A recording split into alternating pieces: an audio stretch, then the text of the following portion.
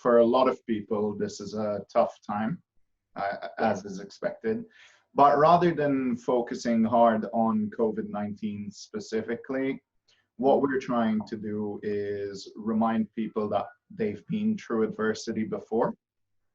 And one of the ways of doing that is by talking about adversity we've been through before, right? Because normally people will find some similarities, and it can remind them that even though you can go through a hard time, you can come out the other side swinging, right? Okay. So, but first and foremost, what I'd like to do is ask you to introduce yourself. Hi, my name is Sukhi Jutla, and I'm currently the co-founder and chief operating officer for MarketOrders, where we help retailers and suppliers connect digitally online to source the products and services that they need much, much cheaper and in a way easier way.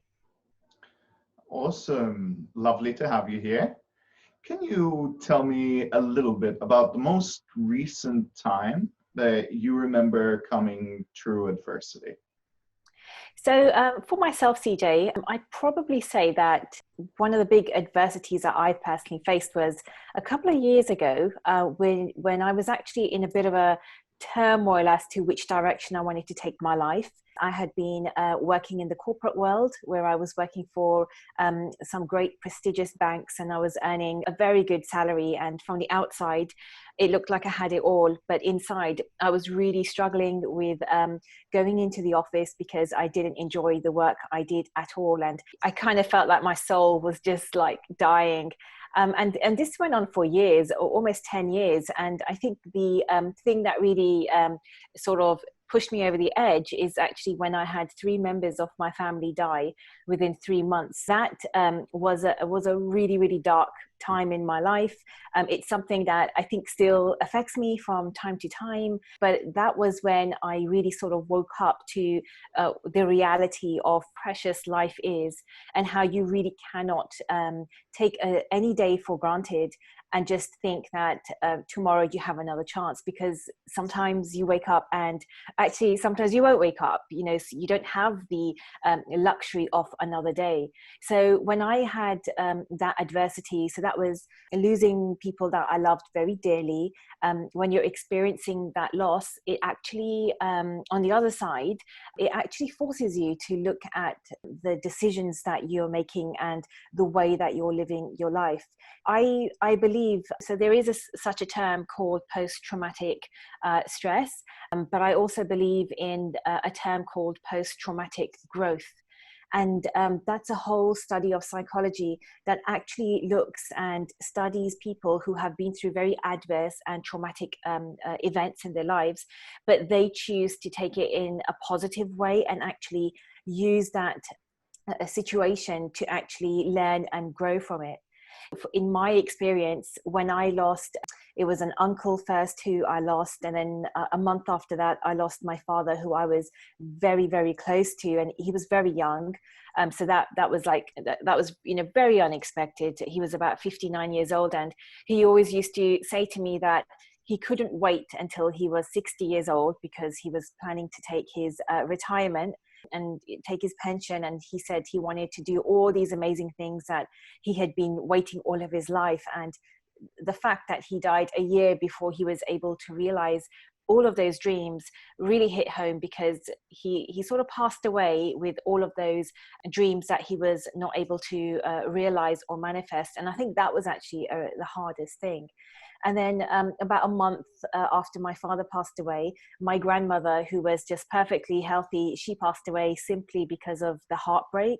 And it was just heartbreaking to see her trying to grieve with the passing of her eldest son.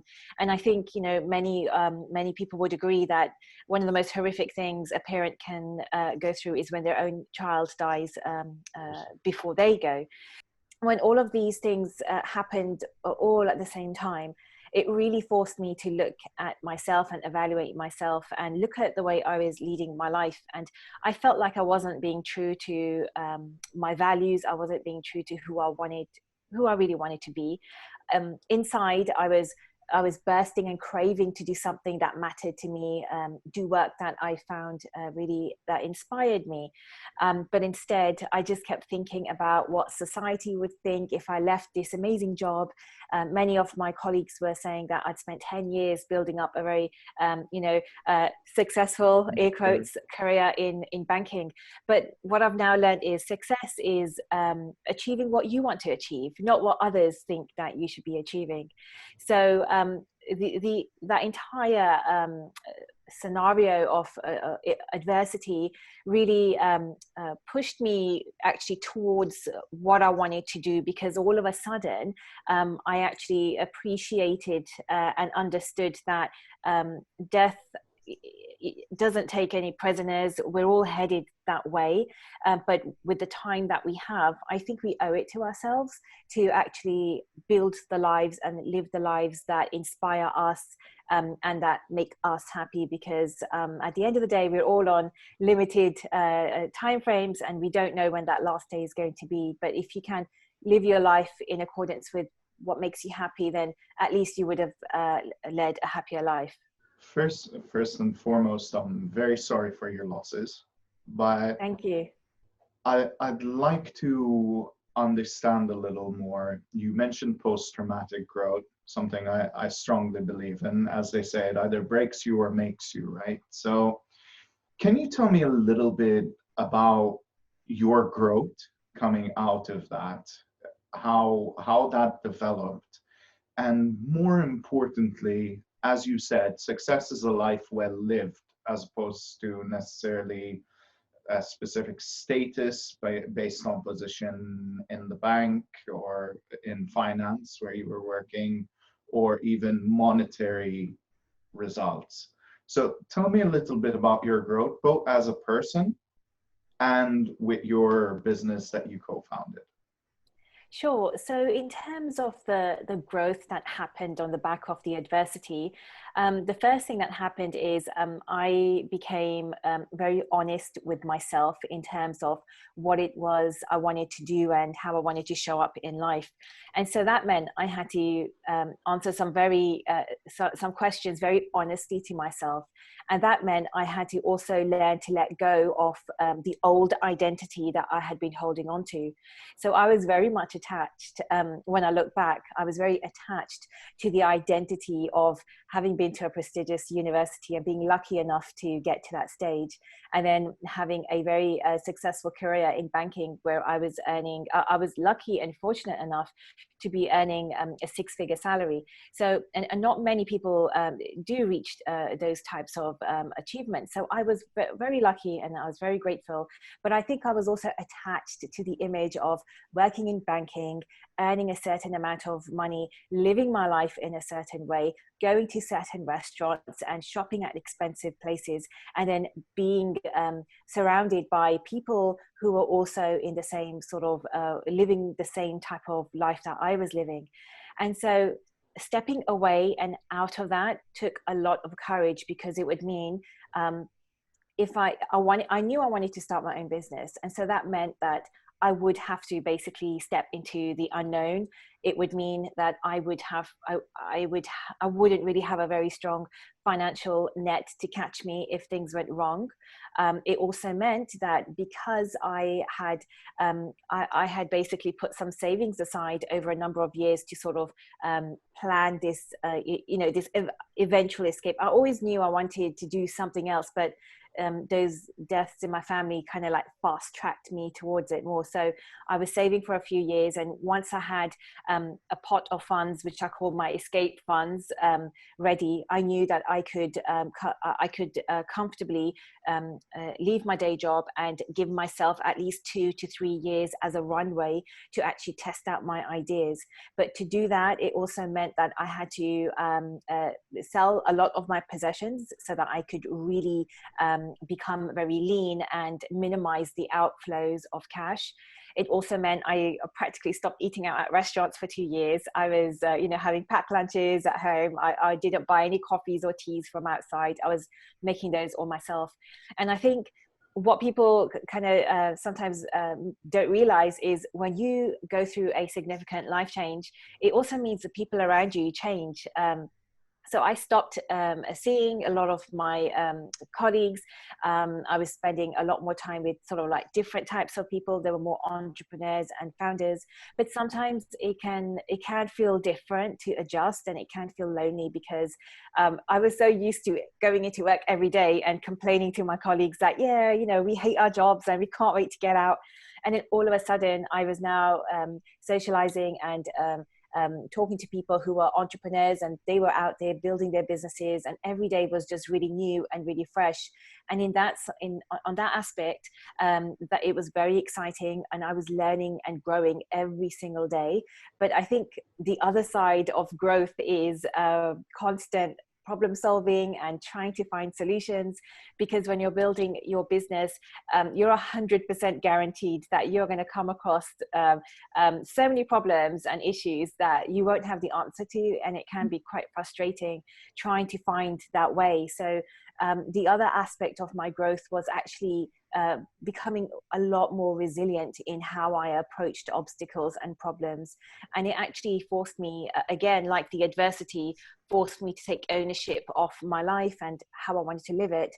The adversities and challenges that were coming from my business forced me to take ownership of certain tasks, and taking ownership of the business and just trusting that some way or somehow I'll be able to find a solution. So if I'm understanding correctly, one of the things that the adversity did for you was rebalance your risk perspective. Yes, yeah, it did. Now you are looking at, do I continue living a life that's not exactly what I want, versus taking the risk of financial failure, basically, if this doesn't work out. So I think there's normally more to it than that, right? When we actually look at things. So either then or earlier on, when would you say, with regards to adversity, that you actually felt it changed your character in some way, right? So you're talking about you had to change the people you were hanging out with for a number of reasons, right? You're in a particular career, you fit a particular social model, if you like, and now you're fitting a different one. Unfortunately, that means you don't fit in. Maybe they can't relate to the struggles you're going through. But can you tell me a little about how you grew as a person beyond the risk perspective, what those challenges did for you? Sure. So I would say before adversity, you know, many people, you know, you can read many books about how to overcome adversity and how to be stronger and all that kind of stuff. And I'm a big book reader, and I've read many, many books on those topics. But I really do think that this is a situation where, which is similar to learning to swim. You cannot learn to swim by reading 1,000 books. At some point, you're actually going to have to get into the water and eventually get wet. And so I think adversity is similar to that. I think you have to actually go through the process and actually get through the other side. And so another way of looking at it is when I faced losing very loved people in my life, there were moments where I really thought I couldn't imagine my life just a year after that. I couldn't even imagine you know, what my life could look like, because I was worried that I couldn't even get to that point. But what I learned was, when you just take things day by day, and when you actually face those fears. So one of the fears I had was, you know, losing the people I care about the most. I'll never have those relationships again. I'll never see my dad again. I'll never be able to tell him about the things that I'm doing. But what happens is you start accustomizing yourself to a new normal. And so your life will never be the same again, but you will find a new sort of normal where you kind of find a sense of normality.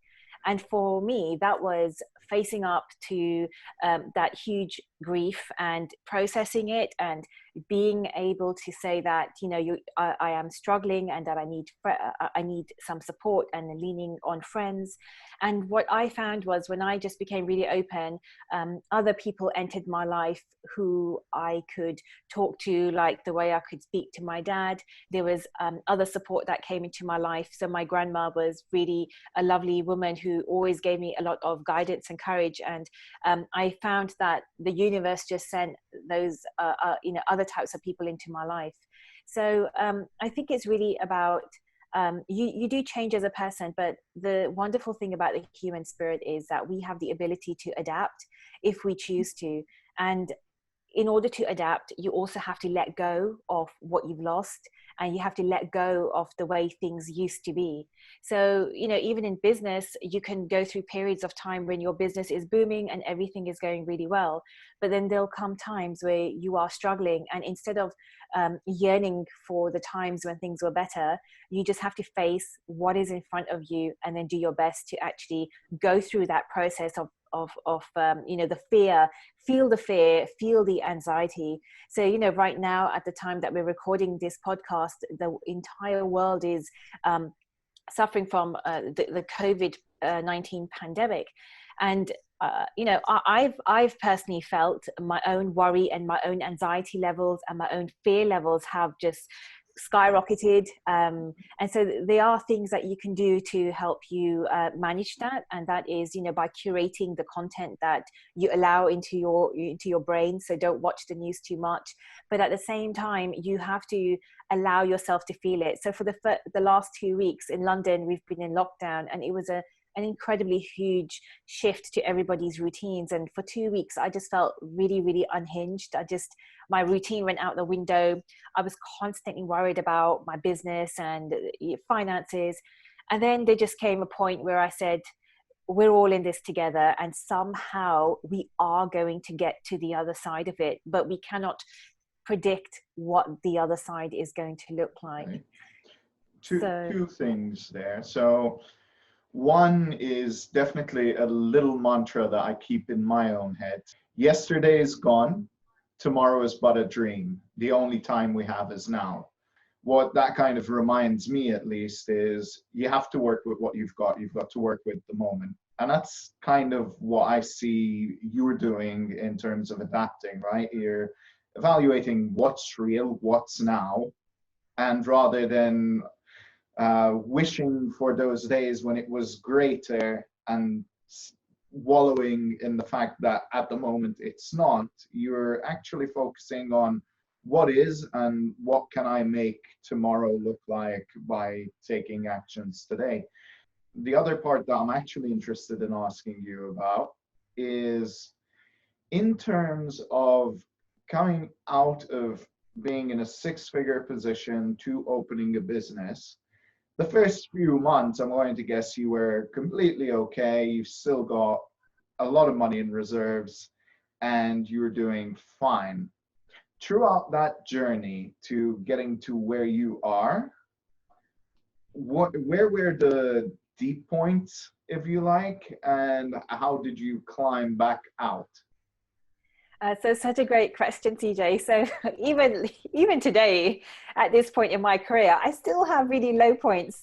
Sometimes it can even happen on a daily basis because a business has so many different moving parts, and there's just so many things that can go wrong. And spoiler alert, if you're thinking of becoming an entrepreneur, things do go wrong, and they go wrong all the time. So you have to just become really okay with things going wrong. You also have to become okay with giving yourself a break and understanding that you cannot solve everything on your own. I would also say you have to become okay with asking for help. So for me, asking for help was such a big thing. I used to think it was a sign of failure. When I used to work in the corporate world, you never asked people for help because they just thought you didn't know what you were doing. So that was like a huge mental shift for myself.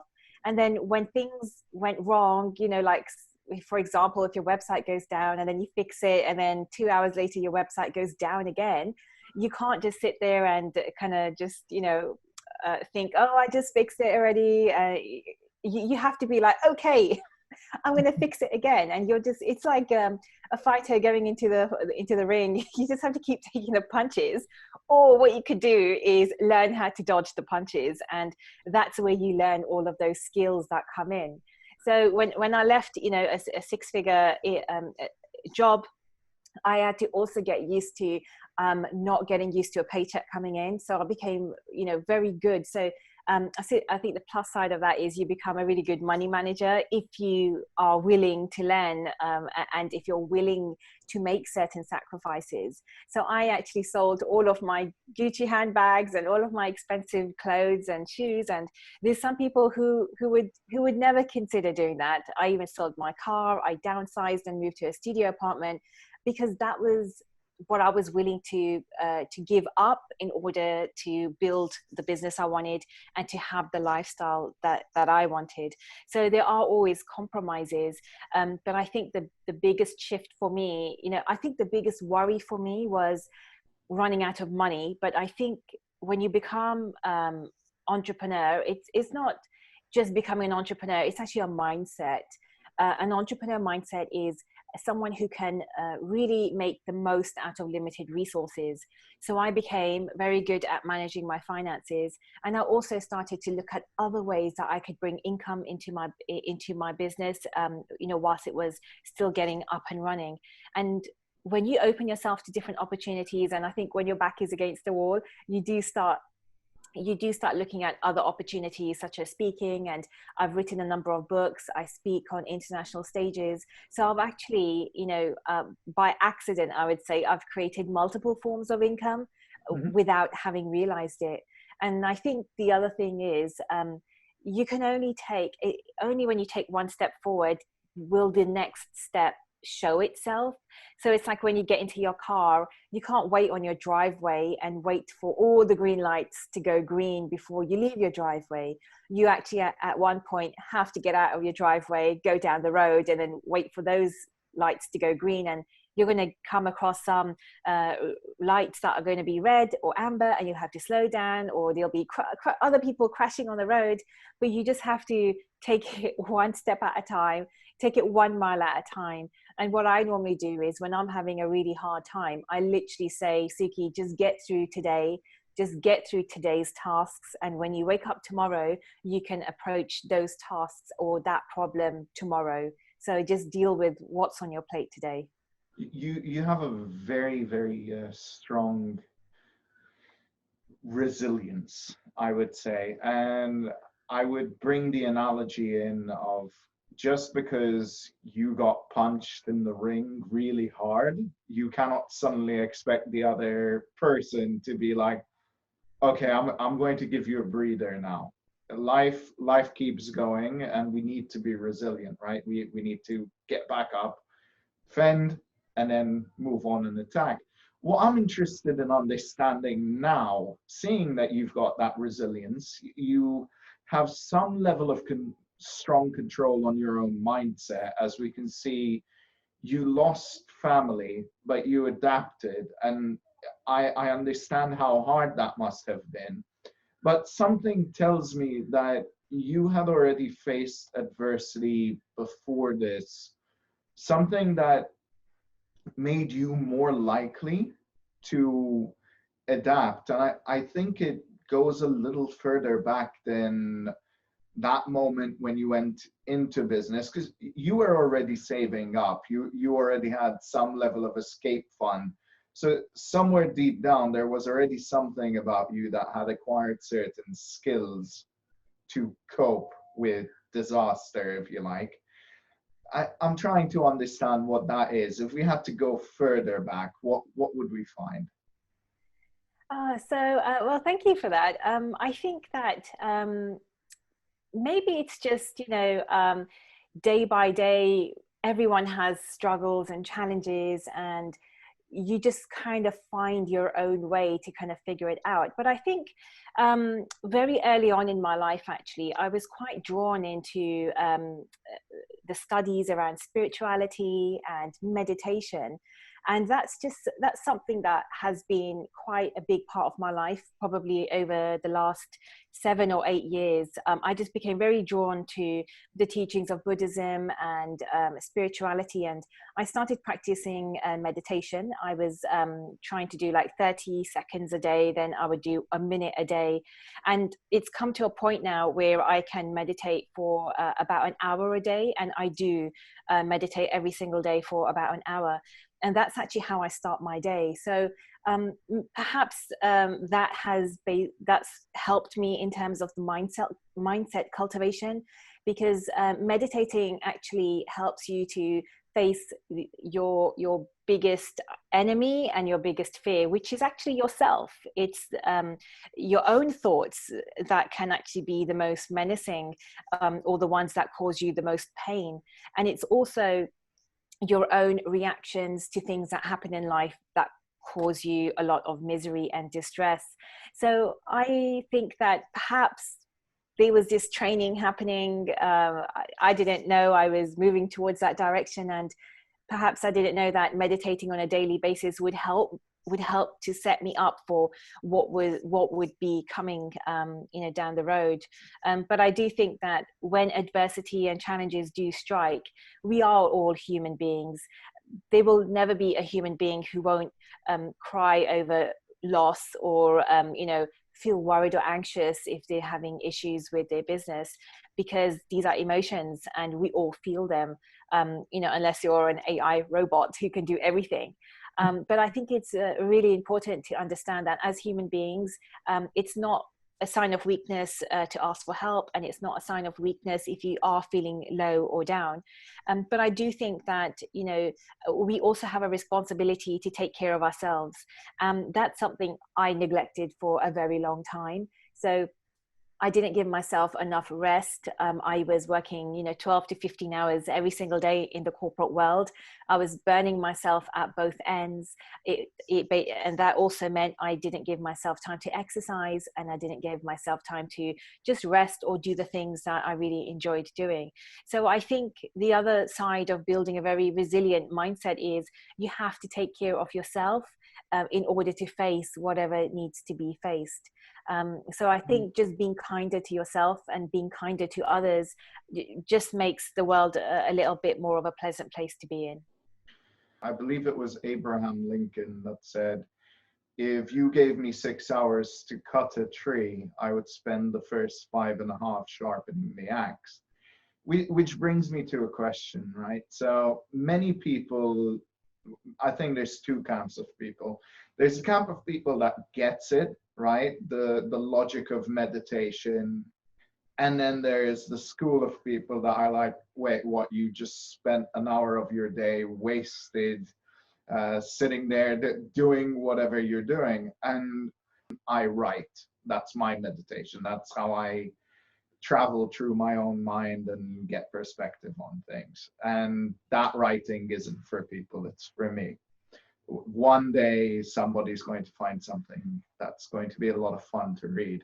But beyond that, with regards to, I do believe that meditation is probably what helped you get through.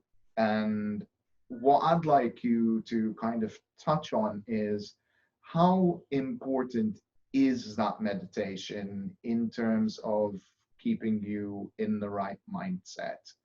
How does that influence your ability to handle adversity and so on? Sure. So I have a whole morning routine actually, CJ, and the first hour is meditating, and then after that I do actually spend 20 minutes journaling as well.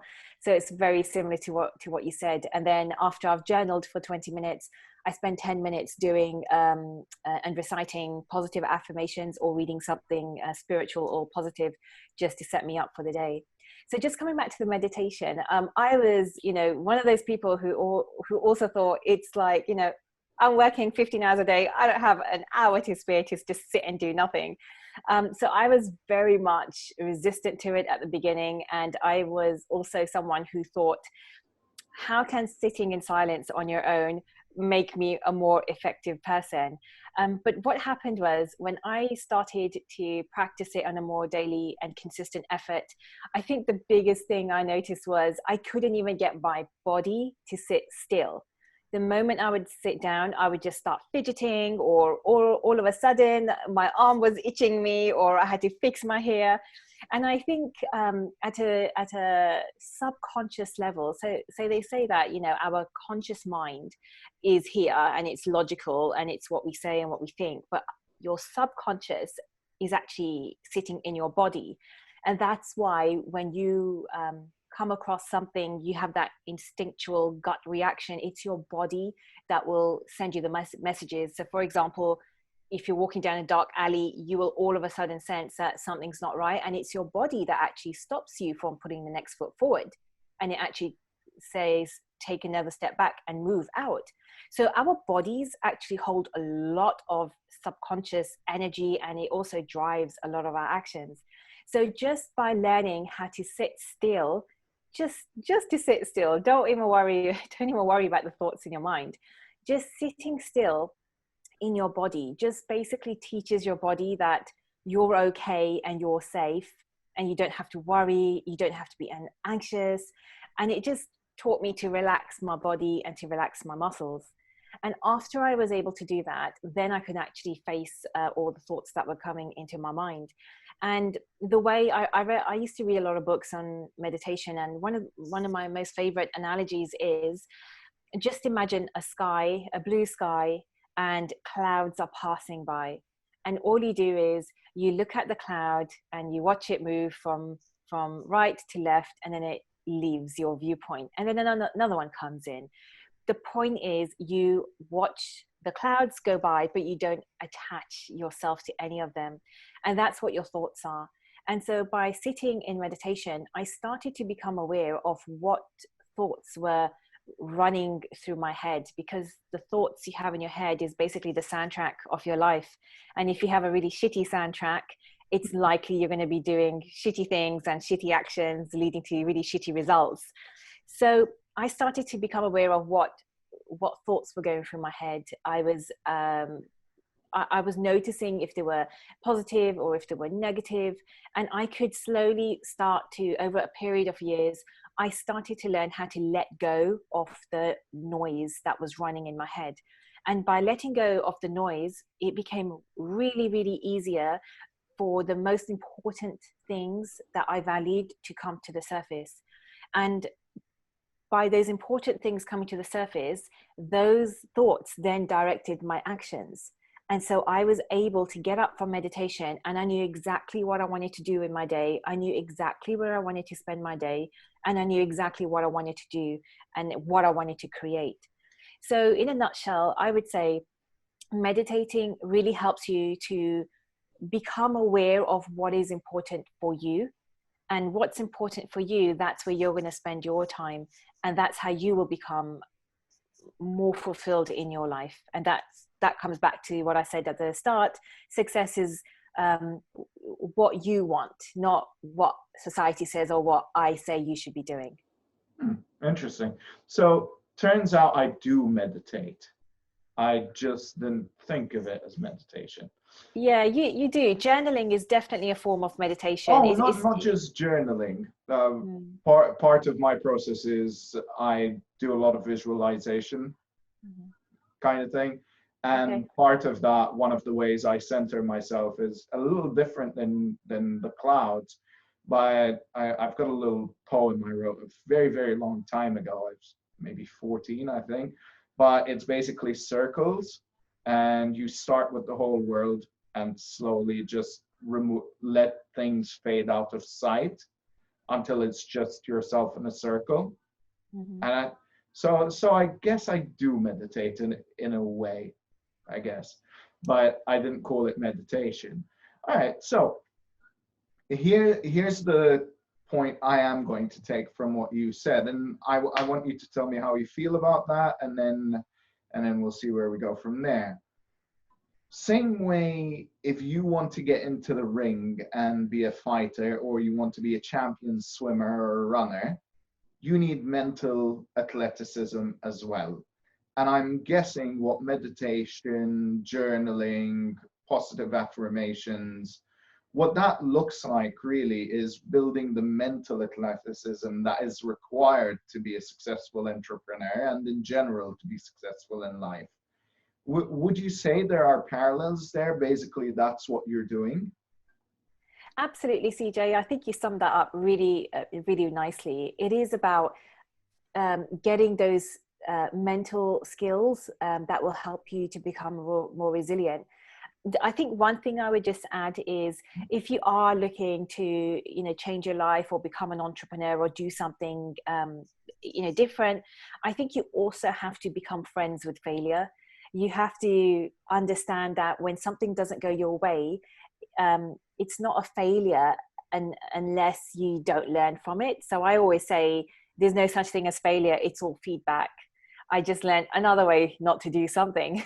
Or I learned, you just learn different ways of not doing something. So I do think that you have to become very okay with the fact that you are going to be stepping out into the unknown, and that you're not always going to have the answers, but that somehow you will find a way, and that you can always ask for help. You have been so awesome today. I do have one last question for you. Coming out of this, right, out of COVID, what is your main focus? I'm not even going to ask you for a plan because I know the sands are shifting constantly. So true planning cannot really happen with that much fluidity. But what's your vision going forward? What's your next step? Sure. So I think for myself, CJ, like you said, things are shifting all the time. So the way I'm approaching this entire pandemic is it's definitely a setback. So we cannot, pretend it's not. So what I prefer to say is I want to use this setback, and use it as a setup for my comeback.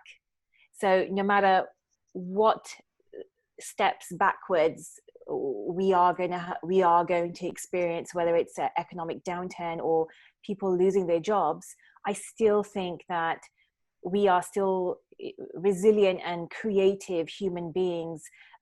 We always find a way forward, and we will have to let go of the way things used to be, and we will have to create a new world and a new normal.